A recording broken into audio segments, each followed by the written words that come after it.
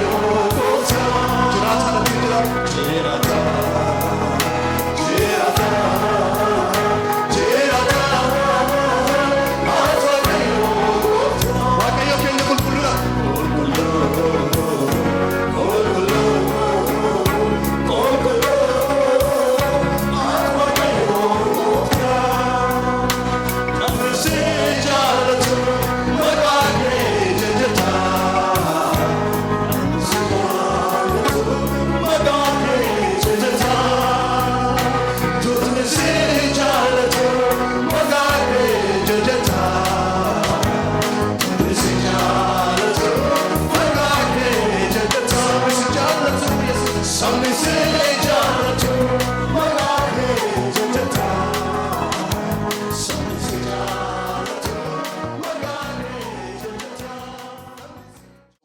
yeroo waaqeffannaa yeroo dubbii waaqayyoo dhaga'uu qabaanneef guddifnee waaqayyoon galateeffannaa itti gaafatamummaa dhalootaatu nurra jira. Sababiin nuyi lafarra jirruu fi ganaa fayyinaaf miti. Nu gaafa gooftaatti amanne tufayinni keenya xumurame. Uumaa fayyina keenyatti waan daballu hin qabnu. Garuu dhalootaaf lafarra si kaa'e waaqayyo. Anaaf jedhe Phaawulos yoon deeme naa wayyaa'e gooftaa Yesuusin bira jiraadha.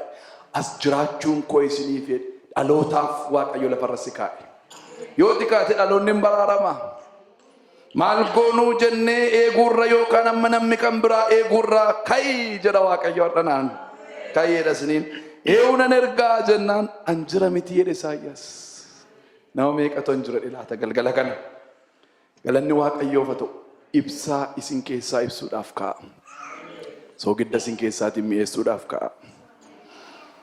Iddootti waaqayyo isiniin dubbatutti ol ba'a. Gaara waaqayyoo irratti mul'adha. Galanni gooftaadhaaf haa ta'u. Yeroo kana mul'ata waldaadhaatu ergan dubbadhee booddee kennaa keenyaan waaqayyoon waaqessinee gara sirna eebbaa keenyaatti dabarra yeroo keenyaa wajjin deemuudhaaf daddafeen raawwadhaa.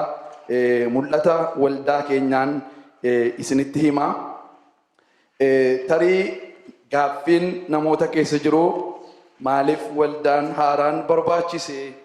Magaalaa kana keessa tarii waldaan afaan Oromootiin geggeeffamtu yookaan waaqeffattu afaan Oromootiin gara waldaa torbaatu jira. Inni kun 8ffaa ta'anitti fakkaata.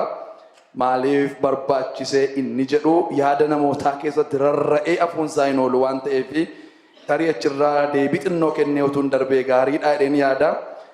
kanaafis deebii quubsaa ta'a jedhee kan inni yaadu ergaa Phaawulos qulqulluun warra Qorontosiif barreesse isa duraa boqonnaa 12 lakkoofsa 4-5 irra sheertuun dubbiseetanii itti fufa. Kennaa hafuuraa gosa garagaraatu jira. Hafuurichi garuu tokkichuma. Ergaa garagaraatu jira. Gooftaan ergamaniif garuu tokkichuma. Hojii garagaraatu jira. Waaqayyoon hojii hundumaa addumaddaan yaada namaa keessa kaa'u garuu tokkichaadha. Hafuura tokkichatu kennaa garagaraa kenne. Abbaan ergaadhaa tokkicha. Ergaa garagaraatu garuu jira. Hojii garagaraatu jira. Waaqayyoon hojjetaniif garuu tokkicha. Kanaaf Waaqayyo waldaa kana wajjin immoo akkaataa addaatti hojjechuu waan barbaaduuf waldaan kuni magaalaa lakkuu keessatti akka isheen uumamtu godhe doktiriinii hin jirre dhaabuudhaaf miti kaayyoonsaa yookaanis immoo faayidaa namoota muraasaaf bu'aa namoota muraasaatiif miti rakkina garagaraa jalaa baqachuudhaaf miti. Waldaan Kiristoos biyya lafaa keessa amma jirtutti rakkina qabdi. Rakkina furmaata hin qabnetti nu quunnamee rakkina jalaa baqachuudhaaf miti kan nu iddoo kana jirru. Yookaan immoo faarfannaa akka ammaa o'aa faarfachuudhaaf lallaba akka ammaa o'aa lallabuudhaafis miti. Yookaan immoo toora bulchiisaa waldaa keessaas gegeeddaruudhaaf miti. Waldaan kun akka isheen magaalaa lakkuu keessatti dhalattu kan godhe yoo jiraate dhimma mul'ata Gooftaa Yesuus Kiristoosi. Kanaaf mul'aticha isinitti himuutu narra jira. Mul'ati kuni waldoota dhalatan keessatti waldoota jiraatan keessatti hojjechuu hin danda'u laata? Inni jedhamu gaaffiin biraa yoo rarra'ee feeratee gaaffiin hundumaa deebisuu hin danda'u narras hin jiru. Gooftaan yeroo gaaffii gaafatamu waan isin dinqu hin deebisu baay'ee isaa macaafa qulqulluu qoraadhaala. Ani garuu isin deebisuu yaala. Hin danda'amu jettanii yoo gaafattanii hin danda'ama. Waldaa Ebenezer keessan ture waggaa 2.9 iddoo sanatti tajaajile. Waggoottan gara dhumaa waggaaf 6 keessa waa'ee mul'ata kanaa irratti geggeessitoota wajjin haasa'aa ture. Achuma keessatti hojjechuun hin danda'ama. Garuu baay'ee waan nama gaddisiisu keessaa hin danda'amne. Yeroo inni danda'amuu didu waggaa tokko eegee yeroo danda'amuu didu mul'ata Waaqayyoo kana ba'ee akkan hojjedhuuf eebbisanii akka isaan ganna dhiisaniif dhimmi kun dhimma hunduma isaaniiti, dhimma hunduma keenyaati, dhimma namoota mana Waaqayyoo keessa jiru hundumaati waan ta'eef dhimma kana ilaalanii erga sitti hin danda'amne karaan ittiin baanii hojjetan akka inni banamuuf eebbaan na eebbisanii jaalala guddaan ulfina guddaadhaan akka isaan na geggeessaniif anis immoo isaan eebbisee isaanin jaalladha sababa ta'eef waggaa 2.9 guutuu jaalala guutuudhaan of kennuu guddaadhaan garaa qulqulluudhaan isaan tajaajile sababa ta'eef nama Waaqayyooti waan ta'eef isaan eebbisee eebbi koo isaanitti qabata waan ta'eef eebbi isaanitti qabata waan ta'eef na eebbisanii isaan eebbisee gad akka isaan na dhiisaniif gaafadheen ture. Isaafis 6 guutuu irratti hojjenne garuu immoo hin danda'amne jechuudha innis. Haa ta'uyyuu malee carraan itti isaan galateeffadhu waan hin qabaanneef carraa kanatti gargaaramee har'a waldaa sana keessatti waggaa 2.9 guutuu tajaajiluu kootiif baay'een isaan galateeffadha. Geggeessitoota waldaa sanaaf, luba waldichaatiif, tajaajiltoota waldaa sana keessa jiran hundumaatiif, amantoota hundumaaf xinnoodhaa amma guddaatti jaalala guddaa, ulfina guddaan isaanii qaban ture. Ammas isaanii qaba. Boris immoo amma lafarra jiraadhee tajaajilu hundumaatti isaaniifan qaba. Yoo fedha isaanii ta'e akkasumas immoo waldoota magaalaa kana keessa jiraniif, waldoota iddoo hundumaa jiran warra dhugaa dubbii Waaqayyootti qabamanii jiraatan hundumaatii wajjiniin mul'ata kana hojjechuudhaaf balballi keenya namootaaf waldoota hundumaatiif banaadha. Maqaan Waaqayyoodhaa bara baraan kan eebbifame haa ta'u. Maanni mul'ati waldaa kanaa yoo jettanii baay'ee rakkisaa miti, baay'ee walxaxaa miti. Wangeela Gooftaa Yesuus Kiristoosiin saba Oromoo gidduudhaa jalqabanii saba biyya lafaatiin ga'uudha. Innis immoo wangeela Maatiyos boqonnaa 28 lakkoofsa 19-20 irra isa jiru. Akkasumas immoo hojii ergamootaa boqonnaa 1 lakkoofsa 8 irra isa jiru. Dhaqaatii saba hundumaa jedhe Gooftaan bartoota koo isaan godhaa. Bartoota koo isaan godhaa. Hojii ergamootaa boqonnaa 1 lakkoofsa 8 irratti immoo Yerusaalemii jalqabaatiin Yerusaalemii jalqabaadhe malee Yerusaalem gidduutti fixaan jenne Yerusaalem duwwaadhaaf isin waameen jenne. Kanaaf mul'atti waldaa kana saba Oromoo gidduutti fixu miti, saba Oromoo gidduudhaa jalqabuudhaa Yerusaalem keenya Oromoodha jennee waa yaannuuf wangeela gooftaa keenya Yesuus Kiristoos wangeela ulfina qabeessa wangeela jaalalaa kana saba keenya kaabaaf kibba dhiyaaf lixa jiru hundumaatiin ga'uudha kaayyoon keenya. Inni kun immoo mul'ata yeroo gabaabaa, mul'ata yeroo giddu galeessaa, mul'ata yeroo dheeraa jennee gargarinneerraa isa kana amma isinitti himuu hin danda'u.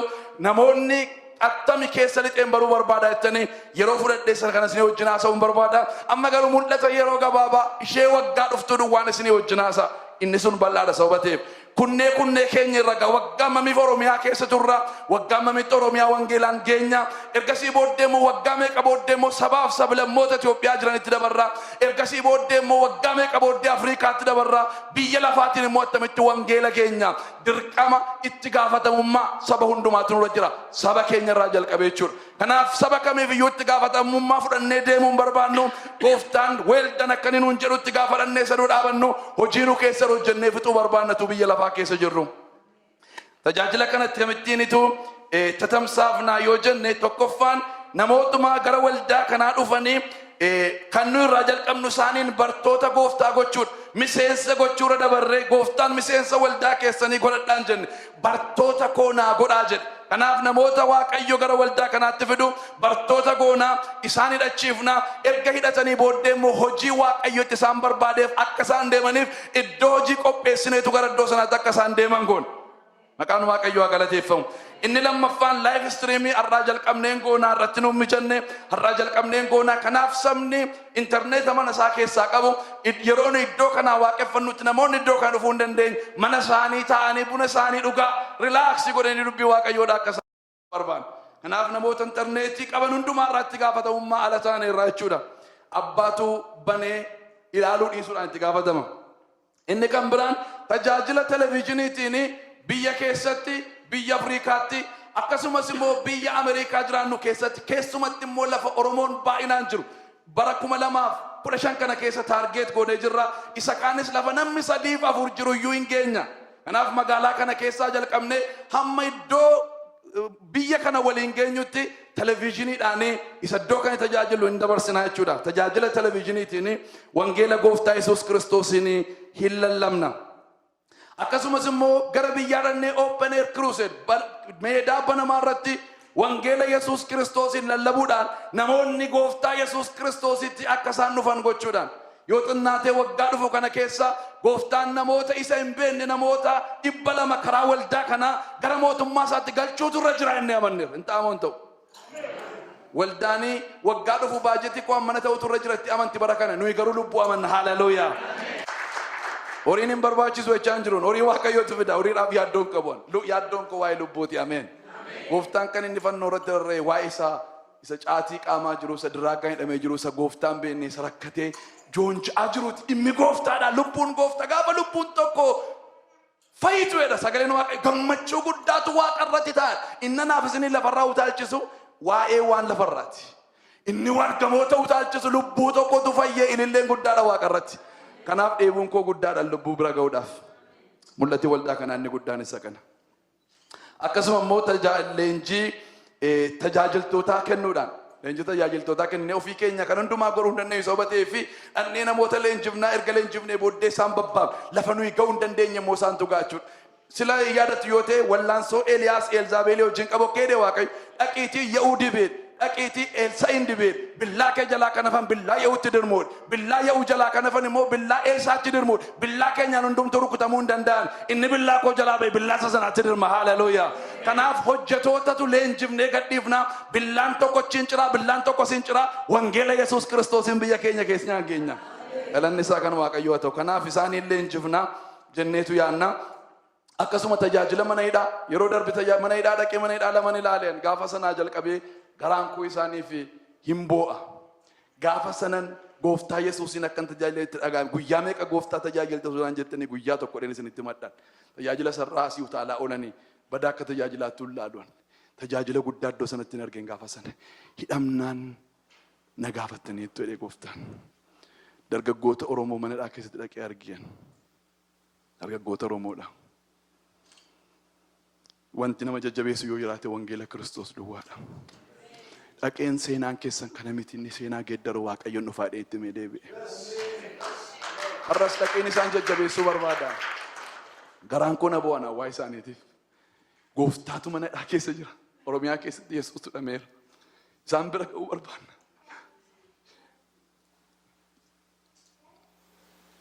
Isaan bira ga'uun nurra. Yoo Waaqa dubbii hin dandeenyu ta'e mootummaa wajjin haasa'ee isaan gadhiisuu danda'u yoon ta'e wangeela gooftaan dhaqee isaanitti at least lubbuun isaanii afayyu. Isaan bira ga'uu barbaanna. Waggaa kanas waggaa dhufu kanaa mana hidhaa lama dhaquu barbaanna. Mootummaan Itoophiyaa komaandariin nu yeroo bira dhandee interviyuu goone interviyuu isaa amantiin of biraa qaba amantii tarfaa. Daalara 6 saantima 50 duwwaa guyyaatti kennaaf nama tokkoof birrii 6 saantima 50 birriin 6 ciree hin bitu daabboo tokkoof shaayii tokko hin bitu waan nyaatan laanchiin qabanii irbaatan qabanii waan nyaatan waan baay'ee godhuuf hin dandeenyu waldaa xinnoodha sababa taaneefi misaa laaqana dhannee nyaachifna waggaa kana irbaata dhannee nyaachifna wangeela gooftaatti himna konfiraansii xinnoo qopheessinaa faarfannaa fi wangeelatti himna Yesuusin dhufaanneettu isaanitti himna. Yoo dandeenya uffata isaanii fuunee dhanna yoo dandeenya macaafa qulqulluu isaan dubbisan isaanii fuunee dhanna. Mul'ati keenya kana biyya kana keessaa yeroo makiinaa keessa nooftanii dabartanii homeless jedhaniitu barreeffatanii dhaabatu. Isaan biyya isaaniitti homeless ta'anii nu garuu biyya isaaniitti dhufnee makiinaa bishaan fakkaatu oofna. Dhuguma miti I really don't care. Garuu nu isaan nyaachisuutu nurrara. Waggaa kana keessa si'a 2 isaan nyaachisuu barbaanna. Twin City keessatti. Easteritti yeroo ayyaana gooftaa ayyaanessinu, Christmasitti yeroo ayyaana gooftaa ayyaanessinu yoo danda'ame iddoo kanatti walitti isaan qabneetu namoota naannoo keenya warra homeless jedhanii dhaabatan warra waan nyaatan hin qabne biyya kana keessaa biddeen nyaachisuu barbaanna. Biddeen isaan nyaachuu danda'an. Sababiin isaa beelofnaan nyaachiftaniittu jedhe gooftaan. Naa faarfatteettaa naa lallabdeettaa hin argine ni ga'a. Isin egalee inni tajaajila miti jechuu koo miti. Beelofnaan na nyaachifteettaa dheebonnaan na obaafteettaa hidhamnaan na gaafatteettaa daarraan natti uwwifteettaa homeless jedhee baatee dhaabatu kun Yesuus. Homeless. Mana kennuuf yoo hin dandeenyu ta'e laanchii tokko nyaachisuu dandeenya.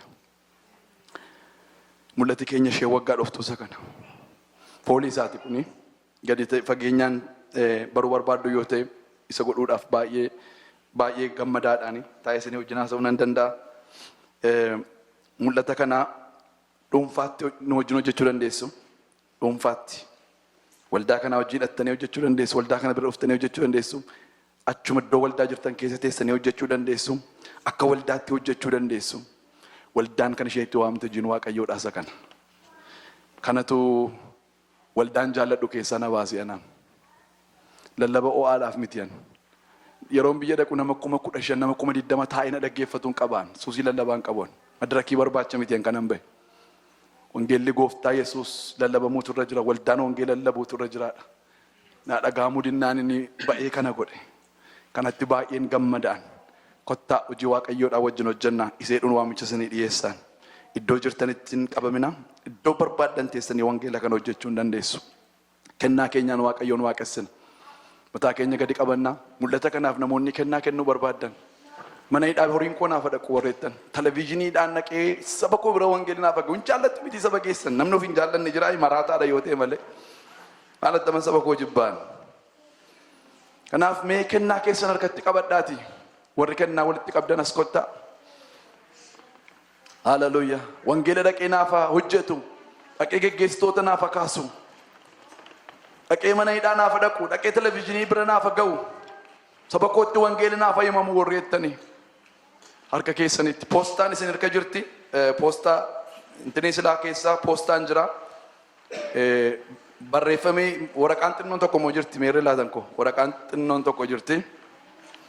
Ishee kana irratti guutaa maqaa keessan teessuma keessan warri cheekii barreessitanii Power of Gospel Church ettanii yoo barreessitan cheekii warri barreessitan Power of Gospel Church ettanii yoo barreessitan dhugaa warri biiriin qabne daaqonoonni isin gargaaruu danda'u. akka itti kenninaa jechuudha. Hin kadhanname Waaqayyooni. Yeroo fudhadhaatii warra masinii mijachuu didee isinitti yoo ariifate isaa yeroo keessan fudhadhaati booddee gochuu hin dandeenya jechuudha. Warri danqamtan warri isinii mijate immoo ammumatu qodaa mana Waaqayyoo keessa buufna. Walii wajjin Waaqayyoon kadhanna. Si galateeffanna yaa Waaqayyoo yeroo addaa qabaanne kanaaf bara baraan maqaan kee haa galateeffamu. Amma immoo kennaa keenyaan si waaqessinaa xinnoo nuyi kenninu kana fuula keetti simattee hojii guddaa hojii dinqisiisaatiin hojjechuun jaalala kee haa ta'u. Yeroo nu kana booddee qabaannu yeroo eebbaa nu godhe warra har'a kennan yaa Waaqayyo qixxee malee waaqarraa isaan eebbisi. Maqaa gooftaa keenyaa maqaa Yesuus Kiristoosiin. Ameen. Mul'ata nama dubbachaa jira suni isin harka jira. Galtanii suutattanii mana keessanitti dubbisuu hin dandeessu. Filaayiriin bareedduun loogoo waldaa Afrikaa qabdu tokko hojjetamteerti. Iddoo gaarii kaadhaa dubbisaa ilaala. Waaqa isin haa eebbisu kennaa keenyaan Waaqayyoon waaqessina.